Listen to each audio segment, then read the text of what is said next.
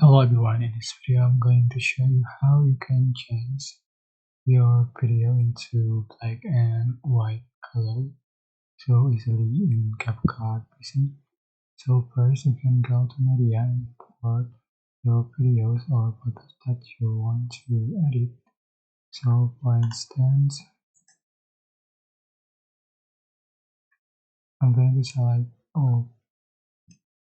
video to the track, and to make it black and white color, you can go to filters and you can select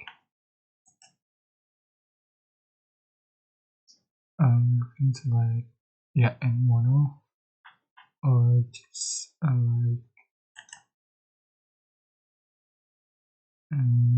picture. So you can find BW, just select it.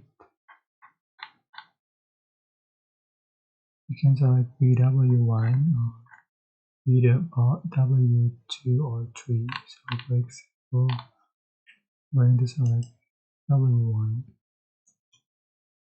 is for duration and it is for stream. So here we go. The video has been black and white color, has been changed.